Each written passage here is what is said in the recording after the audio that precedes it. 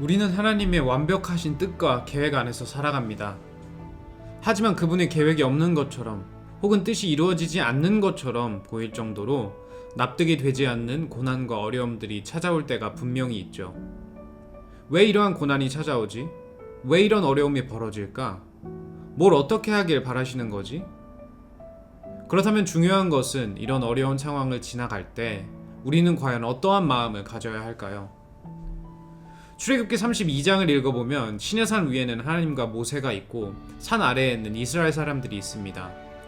사건의 발단은 산에 올라간 모세를 기다리다가 지친 이스라엘 사람들이 금송아지 우상을 지으며 죄를 짓기 시작합니다. 이 사실은 하나님은 알고 계시지만 당연히 사람인 모세는 산 위에서 알지 못합니다. 하지만 여기서 웃긴 장면이 나옵니다.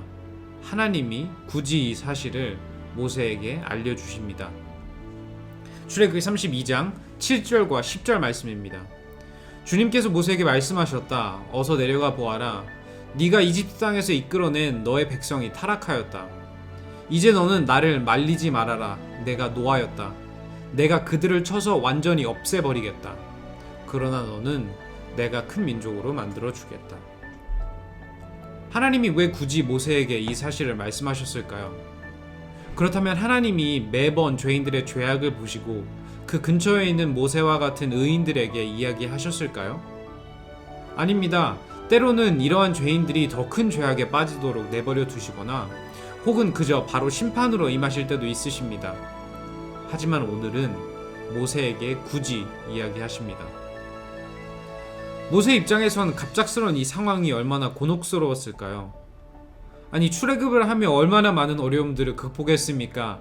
죄책감에 시달리며 40년간 타지에서 양만 치던 그가 무려 애굽의 바로에게 맞서고 극적으로 홍해를 건너 도망쳐 나와 광야에서 기적같은 만나로 거의 200만 명의 인구를 먹이며 온갖 산전수전을 함께 견뎌낸 이스라엘 사람들이 다른 것도 아니라 그들을 위한 십계명을 준비하고 있는데 이제 앞으로는 이 십계명에 따라 잘 살아가기만 하면 되는데 이렇게나 빨리 하나님을 저버리다니.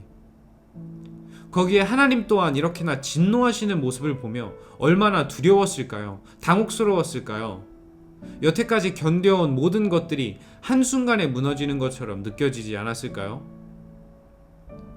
이렇게 하나님이 모세에게 이 사실을 알려주신 후 하나님이 한 번 더 이해하기 어려운 행동을 하십니다. 11절을 보면 모세는 주 하나님께 애원하였다 라고 시작하여 꽤 긴 기도를 하나님께 올려드립니다. 하나님이 세우신 언약을 이야기하며 진노를 거두어 달라고 간구하죠. 이렇게 긴 기도를 할 동안 하나님은 모세를 기다려주시고 심지어 경청해 주시기까지 합니다. 14절입니다. 모세가 이렇게 간구하니 주님께서는 뜻을 돌이키시고 주님의 백성에게 내리시겠다던 재앙을 거두셨다. 아니, 바로 이 전 구절에 하나님이 굉장히 화가 나신 것처럼 보이지 않았나요? 분명히 나 화났으니까 나 말리지 마, 나 다 없애버릴 거야 라고 윽박지르지 않으셨나요? 하지만 모세가 기도를 올려드리자 마치 기다리셨다는 듯이 그 기도를 들어주시며 재앙을 거두어 주십니다.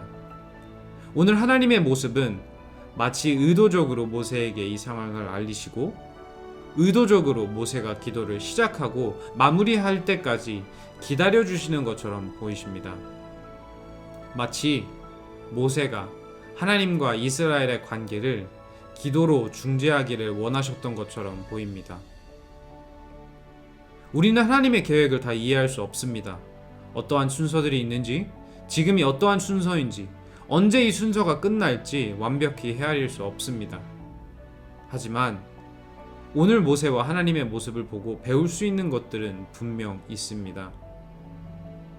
하나님이 굳이 모세에게 산 아래 이스라엘 사람들의 죄악에 대해 알려주신 것처럼 우리에게도 기도가 필요한 상황이나 사람을 우리의 눈과 마음에 밟히게 이끄신다면, 또한 모세에게 기도할 시간과 기회를 주시고 경청해 주신 것처럼 우리에게도 기도할 수 있는 시간과 여건을 허락해 주신다면, 아, 하나님이 나에게 모세처럼 기도하기를 원하시는구나 알 수 있습니다.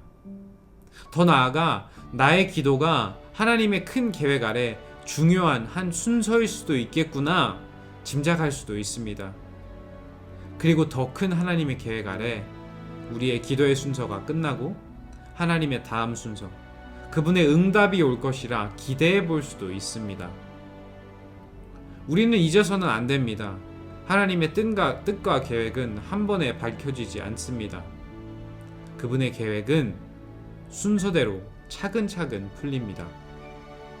그러니 이 순서들을 삶으로 살아내는 우리들이 가져야 되는 자세는 하나님의 신실하심과 선하심을 신뢰하고 하나님이 우리의 시선과 마음을 이끄시는 대로 항상 솔직하고 성실하게, 때로는 모세처럼 간절한 기도로 반응하며 나아가면 됩니다. 그리고 그분의 선하신 뜻이 순서대로 차근차근 이루어지는 역사하심을 바라보며 누리면 됩니다. 적용 질문입니다. 오늘 하나님은 나에게 어떠한 상황을 알려주시고 보여주시고 계신가요? 나는 그것에 기도로 반응하고 있나요? Embrace Jesus, embrace people.